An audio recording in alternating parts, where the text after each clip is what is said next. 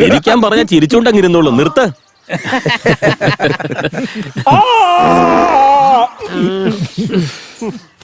ലളിതേ,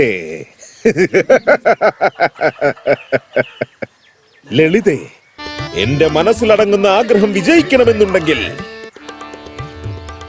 ലളിത എനിക്ക് സ്വന്തമായേ മതിയാവൂ.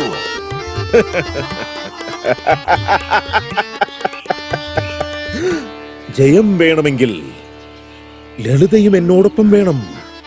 ജയ ലളിത, ജയ ലളിത.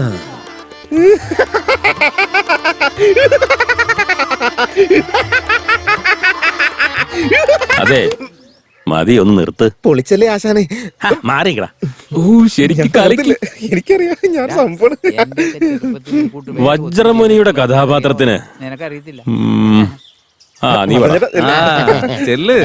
എങ്ങനെയല്ല ഇത് ചെയ്യേണ്ടത്, ഞാൻ കാണിച്ചത് അങ്ങനെയാന്ന്. അതെ, നിങ്ങൾ രണ്ടുപേരും വന്നേ. ഇത് പിടിക്കേ. ആരോടെങ്കിലും ഒന്ന് പറഞ്ഞുതരാൻ പറഞ്ഞിട്ടേ ആദ്യം ഇതൊക്കെ ഒന്ന് മനപ്പാടാ. എന്നാ വെക്കോ, ഇങ്ങടാ. എല്ലാം മനസ്സിലായ പോലെ.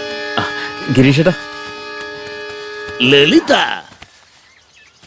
ലളിതയ്ക്ക് കല്യാണം, അവളുടെ കല്യാണം കഴിഞ്ഞ് കുട്ടികൾ ജനിക്കുക എന്നുള്ളത് ഒരിക്കലും നടക്കാൻ പോകുന്നില്ല. ആശ, മോഹം, അസൂയ തുടങ്ങിയ വികാരങ്ങൾ സൃഷ്ടിച്ചവനല്ലേ എന്നെയും സൃഷ്ടിച്ചത്. ഈ ലോകത്തെ ഭരിക്കുന്ന സുഖഭോഗങ്ങൾ അനുഭവിക്കുന്നതിൽ തെറ്റെന്താ ഉള്ളത്? പക്ഷേ ഞാൻ അവളെ എത്രത്തോളം സ്നേഹിക്കുന്നുണ്ട് എന്നുള്ള കാര്യം അറിയിക്കുന്നതിൽ പരാജയപ്പെട്ടു പോയി. എടോ മാത്ത, താനേ അത്രയും ഗൗരവത്തിൽ പറയാതെ കുറച്ച് ദുഃഖത്തിലൊന്ന് പറഞ്ഞു നോക്കണോ? ശരി ആശാനെ, പക്ഷേ എനിക്ക് അവളോടുള്ള സ്നേഹത്തിന്റെ ആഴം എത്രയാണെന്ന് ഇതുവരെ ഞാൻ അവളോട് പറഞ്ഞിട്ടില്ല. പരാജയപ്പെട്ടു പോയി. ഇതുപോലെ ഒന്ന് പറഞ്ഞു നോക്ക്. ശരി മോനെ, ഇപ്പൊ കറക്റ്റാ പറഞ്ഞത്. നന്നായിട്ട് പറഞ്ഞിട്ടാ. അതെ, എന്നാ ഒരു അഭിനയമായിരുന്നു. തിന്നിട്ട് എല്ലിന്റെ ഇടകറി പോലെ ഉണ്ടായിരുന്നു. അവനെ നോക്കി പറഞ്ഞിട്ട് എന്താ കാര്യം? ഇങ്ങോട്ട് കയറിയെന്ന് പറയേ. ഗൗണ്ടറോട് ഇവിടെ ഒരു ബെഞ്ച് കൊണ്ടിടാൻ പറഞ്ഞതാ. സാരമല്ല, പോട്ടെ. എന്താ ശങ്കര, ഇങ്ങോട്ട് വന്നെന്ന് പറയേ. ആശാനെ, നായകില്ലാത്തതുകൊണ്ട് ഒരു മൂഡ് വരുന്നില്ല എനിക്ക്. ഇങ്ങോട്ട് വേടാ.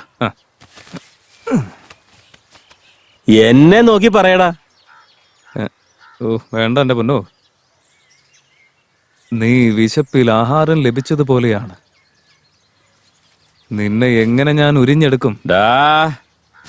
നിന്നെ ഞാൻ എങ്ങനെ രുചിച്ചറിയും? അങ്ങനെ രുചി അറിഞ്ഞ് ഭക്ഷിക്കണമെന്ന് നിന്റെ കുടുംബസ്വത്തൊന്നും അല്ല.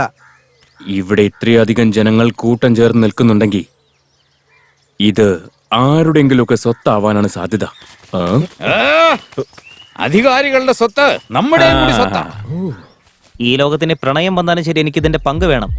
എടാ, അത് പ്രണയം അല്ലട മോനെ, പ്രളയ. അതിപ്പോ രണ്ട് വാക്ക് അങ്ങോട്ട് മാറിയല്ലോ. അതിനിപ്പോ എന്താ? പ്രണയം എന്ന് പറഞ്ഞ സ്നേഹം എന്നർത്ഥം. പ്രളയം എന്ന് പറഞ്ഞ ദുരന്താടാ. ചാവുന്നൊക്കെ പിന്നെ. എടാ ശങ്കര, സാവിത്രി കാത്തിരിക്കുന്നുണ്ടാവും അവളെ.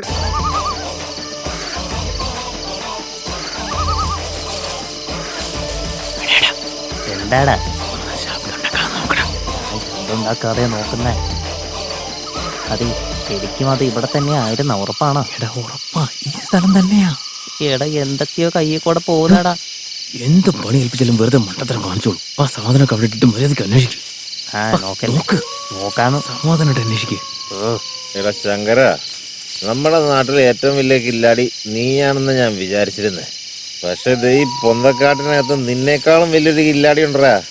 കാമദേവൻ ആശീർവാദം വാരിക്കോരി കൊടുത്തിരിക്കുക. പവിത്രമായ കാര്യമാണ് നടക്കുന്നത്. അതിന് നമ്മൾ തടസ്സം നിന്നാലേ എന്റെ കുലദൈവം കാമദേവൻ എന്നോട് ദേഷ്യം വരുവാടാ. വെറുതെ ആളെ പിണക്കുന്നതിന്. പവിത്രമായ കാര്യമാണെന്ന് പൊന്തക്കാട്ടിനകത്ത് എന്തെന്നാളാ പവിത്രമായ കാര്യം? എടാ ശങ്കര, ഇരുട്ടത്ത് ഏതാണ്ട് ഷക്കീല പടം ഓടിക്കൊണ്ടിരിക്കാന്നാ കരുതിയേ. ഇത് പക്ഷെ പഴയ ഇംഗ്ലീഷ് പടം പോലെ ഉണ്ടല്ലോ.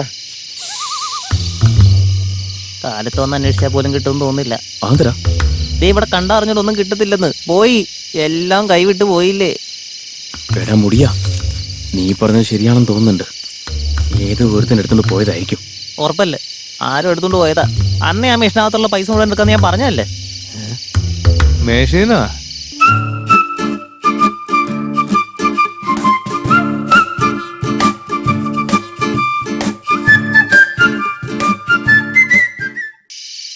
മേശീനാ എടാ ശങ്കര, നീ ഇതിന് മാത്രമൊക്കെ ഞെട്ടൻ ഇവിടെ ഇപ്പൊ എന്താ ഉണ്ടായേ? അതൊക്കെ ഞാൻ പറയാം. ആദ്യം അവന്മാർ രണ്ടെണ്ണം പിടിക്ക്. ആര്? എടാ, ഇങ്ങോട്ട് വാടാ, ഇങ്ങോട്ട് വാ.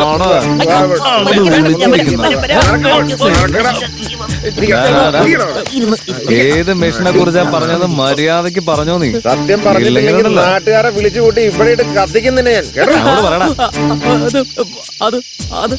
എന്തോ നാടാ അത് ഇത് എന്നൊക്കെ പറഞ്ഞ് തട്ടുന്നത്. അത് പിന്നെ അവൻ അറിയാത്തോണ്ടാ, അതുകൊണ്ടാ. അപ്പൊ നിനക്കറിയാലേ. ഇങ്ങോട്ട് പറഞ്ഞില്ലെങ്കിൽ കുത്തി കുടലെടുക്കും ഞാൻ. ചേട്ടാ വേണ്ടേട്ടാ, ഞാൻ പറയട്ടെ, ഞങ്ങളെ ഒന്നും ചെയ്യരുത്, ഞാൻ പറയാം. അത് ഒരു ദിവസം ആ പണം തരുന്ന മെഷീൻ വെച്ചിട്ട് പൂജ ചെയ്ത് ഭക്ഷണം കൊടുക്കുന്നുണ്ടായിരുന്നു. ഇത്രയും കാര്യമായിട്ട് ആഘോഷിക്കണം എന്നുണ്ടെങ്കിൽ ഇത് അത്രയും വില കൂടിയ മെഷീൻ ആയിരിക്കും കരുതി അന്ന് രാത്രി തന്നെ അതിലെന്താ ഉള്ളതെന്നറിയാൻ അതിന്റെ വാതിൽ തുറന്ന് അകത്തേക്ക് കയറാൻ ശ്രമിച്ചപ്പോ വാച്ച്മാൻ ഞങ്ങളെ പിടിച്ചു. അയാള് വടിയെടുത്ത് ഞങ്ങളെ പുറം വഴിക്ക് അടിക്കാൻ തുടങ്ങി. ഞങ്ങളുടെ പുറം പൊളിഞ്ഞു. അതിനുശേഷം എന്താ ഉണ്ടായെന്നോ, അയാളുടെ തല ആ വാതിലിടിച്ച് അപ്പൊ തന്നെ ബോധം പോയി. പാവം മനുഷ്യനല്ലേ. അതുകൊണ്ടൊരു പൂമാലയൊക്കെ ഇട്ട് അദ്ദേഹത്തിന് മുമ്പിൽ കുമ്പിട്ട് തൊഴുതു. വാച്ച്മാൻ എന്തായാലും പരലോകം പോകിയല്ലോ. ആ മെഷീൻ ഒരിക്കലും അനാഥമാകരുതെന്ന് കരുതി അതും എടുത്തോണ്ട് ഞങ്ങൾ അവിടുന്ന് പോന്നു. ഞങ്ങൾ പോകുന്ന വഴിയില് ഏതോ ഒരു നാരയ്ക്ക് ജനിച്ച പരനാറിയായ ഒരുത്തൻ ഉത്സവപ്പറമ്പിൽ പടക്കം പൊട്ടിക്കുന്ന പോലെ ഒന്നിന് പുറകെ ഒന്നായി വളിവിട്ടുകൊണ്ടേയിരുന്നു. അമ്മേ, ആ നാറ്റം സഹിക്കാൻ പറ്റാതെ നിയന്ത്രണം വിട്ട് എടുത്തുകൊണ്ട് വന്ന മെഷീൻ ഞങ്ങള് കൈവിട്ട് കളഞ്ഞു ചേട്ടാ. രംഗ, നീ പോയിട്ട് കള്ളു വാങ്ങിച്ചിട്ട് വാ. ഈ നാടുകളോട് എങ്ങനെ ചോദിക്കണമെന്നൊക്കെ നന്നായിട്ട് അറിയാം. അയ്യോ